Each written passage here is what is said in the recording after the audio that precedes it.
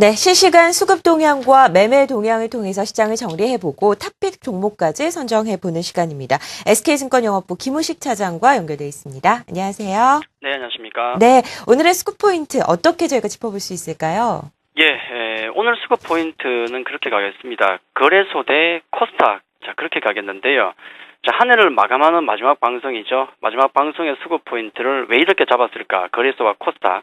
거래소 대 코스닥입니다. 그건 바로 그 한 해의 장세 전망 때문이겠죠.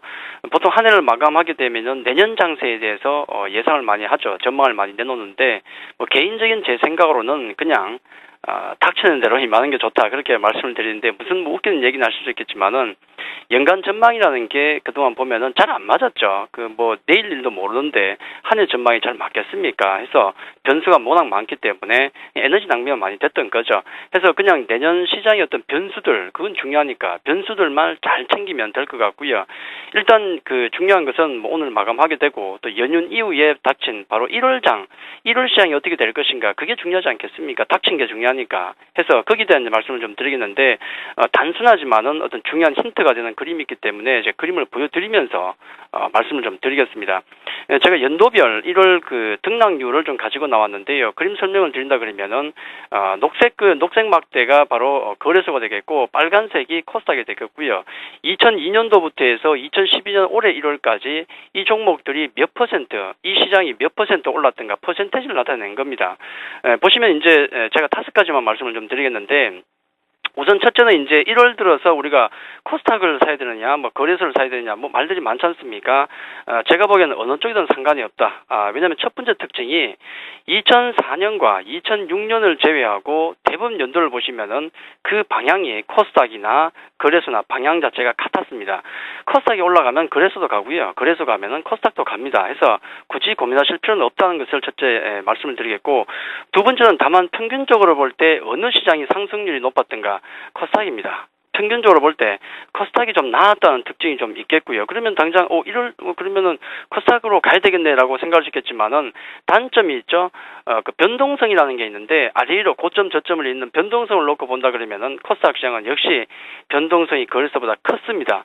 변동성이 높다는 것은 리스크가 높다는 거죠. 그 얘기는 코스닥 시장은 역시 하이 리스크, 하이 리턴이구나 하는 특징이 오는 거죠. 그러면은 우리가 평균적으로 코스닥 시장의 상승률이 높았지만 리스크는 높기 때문에 결국 코스닥이냐 거래소냐를 가르는 것은 결국은 투자자의 기호에 달린 것이지, 이게 어느 쪽을 꼭 가야 된다는 것은 아닙니다.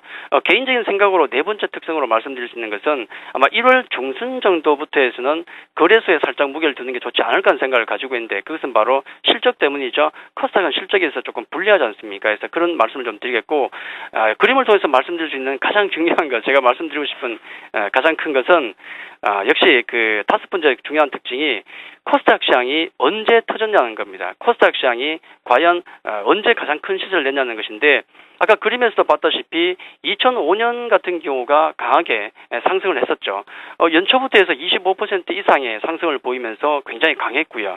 또 2009년 장에서도 굉장히 강했습니다. 거의 뭐 폭발적인 성장세를 보이는데, 그럼 그림에는 없지만은 2005년, 2009년 외에 그 전에는 언제였을까요? 바로 1년입니다. 2001년에 코스닥 시장이 큰 상장을 보였거든요. 그러면은 그 터울을 보시면은 딱 4년마다 한 번씩 오죠. 그럼 2009년 이후엔 언제겠습니까? 바로 2013년 내년입니다. 수급상으로 볼 때도 그렇고, 터울상으로 볼 때도 2013년 내년장 같은 경우는 그 어느 때보다도 코스닥 시장에 대한 어떤 희망이 커지는 게 아닌가. 올 한 해 동안 아마 고생들, 종목들을 워낙에 넣을 때니까 고생들 많이 하신 것 같은데요. 아마 내년 같은 경우는 이런 통계를 놓고 볼 때는 상당히 좀 희망을 가지고 맞이해도 되지 않을까, 그렇게 말씀을 드리겠습니다. 네, 시장에 대한 정리 그리고 2013년 시장 전망을 좀 해봤습니다. 오늘 기관 그리고 외국인들의 매매 특징을 한번 함께 짚어보도록 할까요?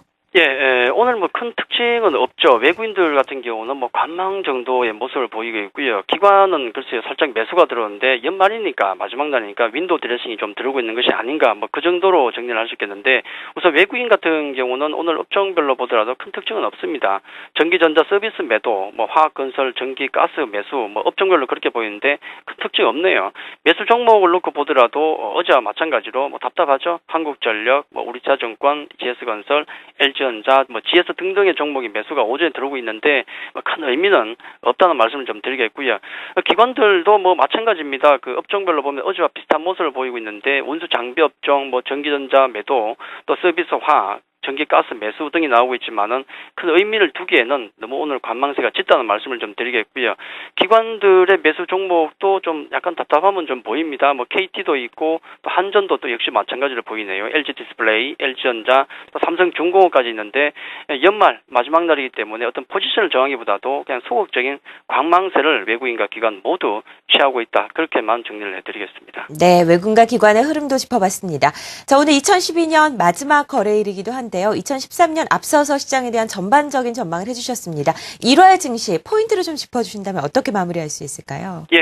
이미 전망 자체 그리고 또 전략 자체는 앞서 제가 수급 포인트에서 다 말씀드렸습니다. 같은 내용이 되겠는데 아마 대형주에 대해서는 가지고 계신 분들은 당연히 홀딩을 하셔야 되는 것이고요. 그리고 또 대형주 신규 매수 같은 경우는 좀 조정 시에만 좀 관심을 가지자 수급 흐름 자체를 1월에 좀 지켜보셔야 되기 때문에 프로그램 매도에 대한 가능성도 있기 때문에 좀 지켜보셔야 되고요.